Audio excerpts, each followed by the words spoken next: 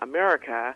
And these last few years, we've been talking about, how might we bring our leadership work together, our musical talents and gifts, and my background in theater. And Jeff, we created a program which you're familiar with because you had an experience of this earlier this year, and it's called Music for Transformation. And it really is about amazing. How do we use music to help us create, to become inspired, and to move forward in our life, whether we're in a workplace or in the community or any other context. I have to tell our listeners that your husband is what, like 6'4"? He's a 6'2". He's a big guy, and he's a conductor, and he's up there conducting, and he's starting the woodwinds or the percussions, and you're saying how this all portrays. And I'm telling you, if anybody ever gets a chance, if you ever see Dr. Gloria Burgess and John Burgess have an event, you need to go see it, because it's. I mean, I've got goosebumps right now from just thinking about it. But I wanted to get more into something that you're doing very special with music and young people. I guess there's an orchestra that you're working with or something. Yes. I think you're talking about it's an orchestra from Paraguay. Yes, that's it. They're called the Landfill Harmonic Orchestra. And so listen carefully, because it's the landfill, as in dump, the Landfill Harmonic Orchestra. And we have been so blessed to be able to work with this orchestra. Jeff, John and I were on a mission trip earlier this year in Paraguay. And we reached out to the director of the Landfill Harmonic Orchestra, thinking that we might get an hour or so with him, while we were in the country. And he gave us a whole day.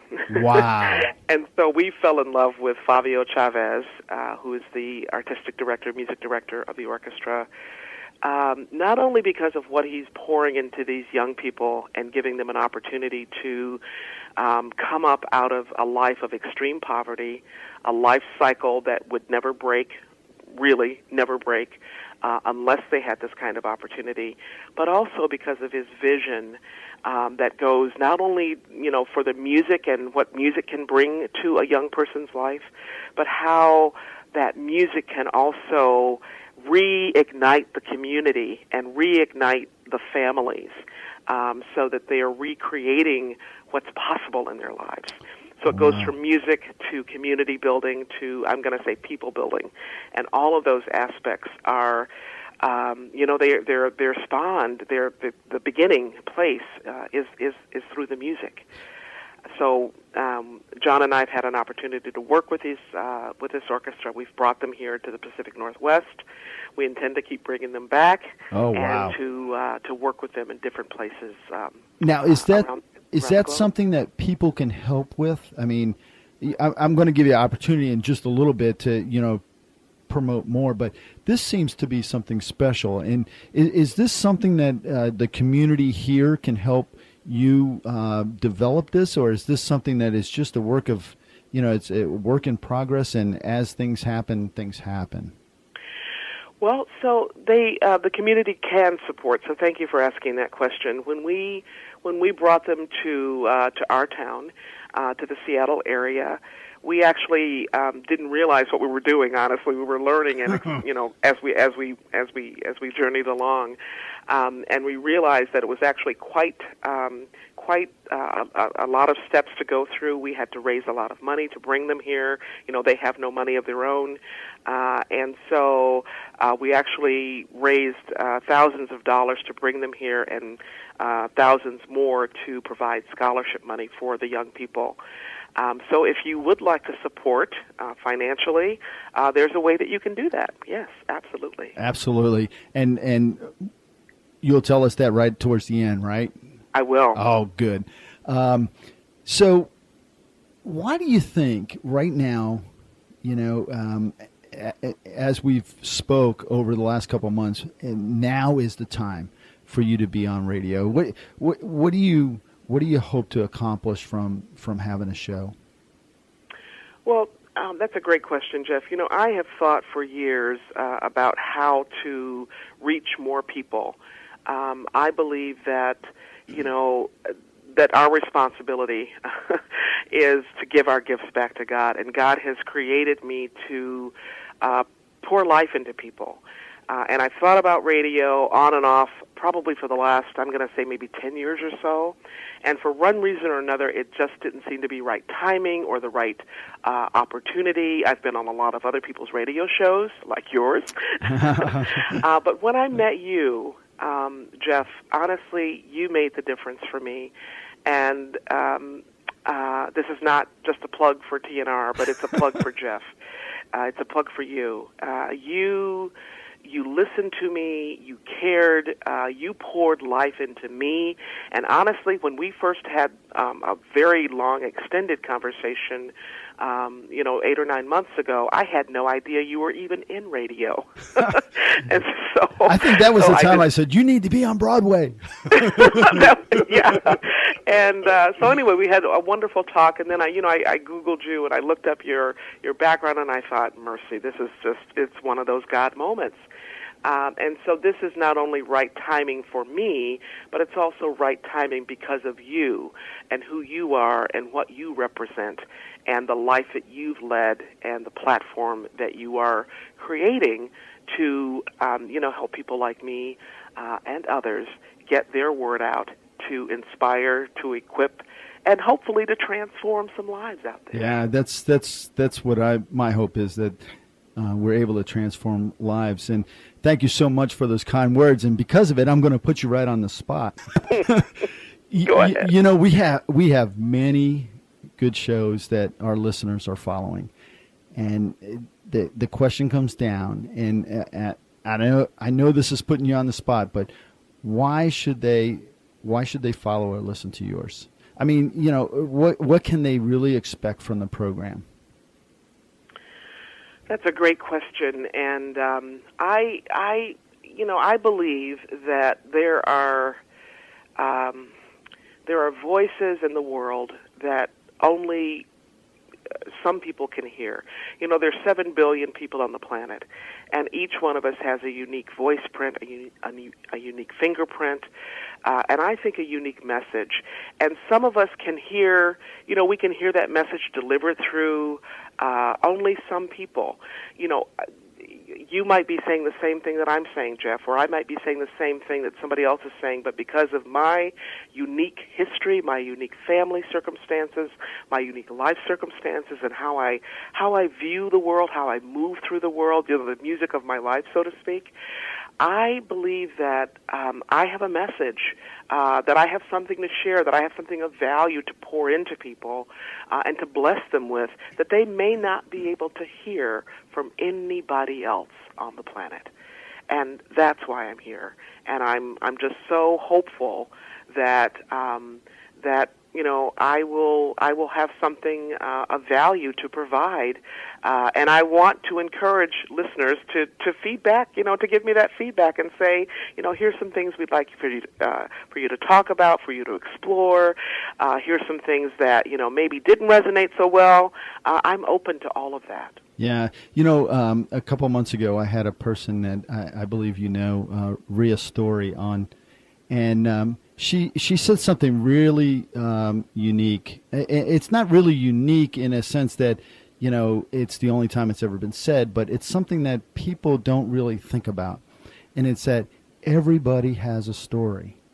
Everybody has a story. And that's basically what you're saying is, and you might resonate with my story or I might resonate with your story, but we all have something to contribute, and it's so important. It really is, especially in this day and age. I mean, holy smokes! One of the things that I ask a lot of my guests is, what inspires you? This is such an undertaking, what you do, and all of the travel and the talks and the keynote speeches and all of these things. What inspires you to continue doing these? Oh my! I am inspired by people who serve, and who serve from their heart. And it almost doesn't matter who they're serving, Jeff. You know, I was just in Sweden at a conference. It was an all-women's conference. And there's something very special, you know, when women leaders get together that happens.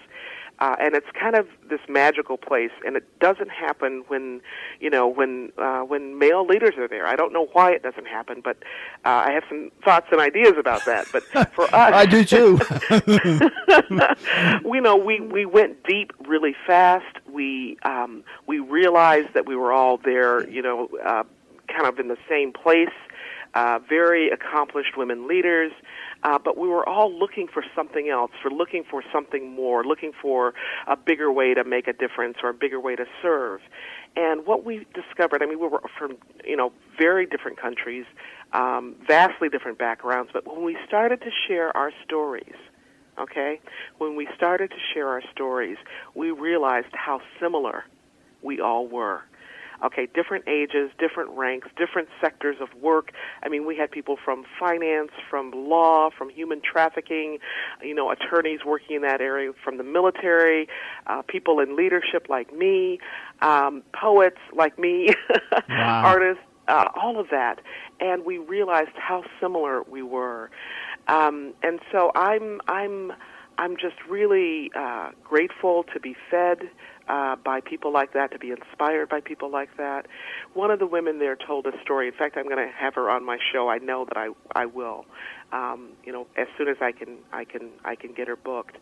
But she told a story about working with children in Burundi. Oh, wow. Children who were largely orphaned by, you know, so much civil strife and civil war there.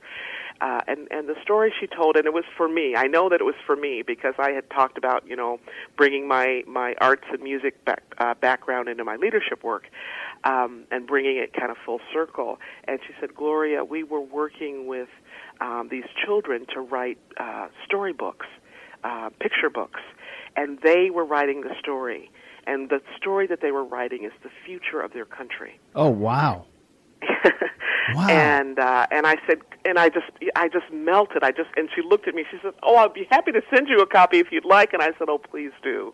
And as she was talking about her work, she was the attorney who works in a lot of different areas, but human trafficking is kind of her signature work. She talked about what a difference art made in their life. She said no book has been published in that country for 10 years. Really? And I just found myself weeping.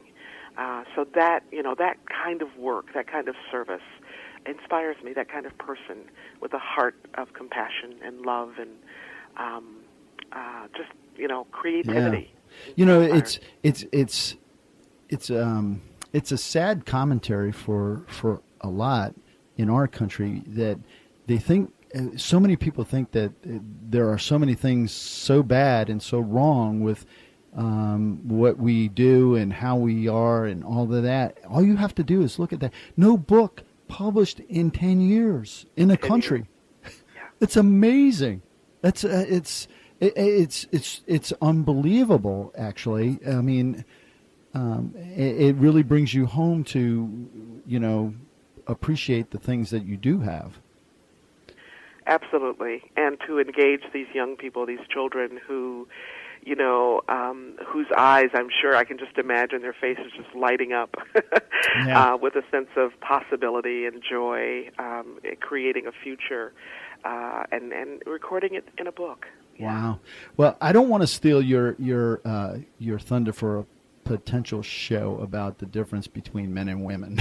But you know what my thought is on this, and I was just discussing with my wife again about, you know, the first speech that I ever heard you say about, you know, how women can change the world, and she said something really interesting in that women can set aside their egos, men can't, or it's very difficult for us to, and that's the difference. Is that. And you basically said it in the way you got together. You set your egos aside, and it's like, let's fix the problem. Instead, you know, guys like, I'll take charge. No, I'll take charge. And that's all ego. I guess once you can set your ego aside, it makes such a big difference. It does make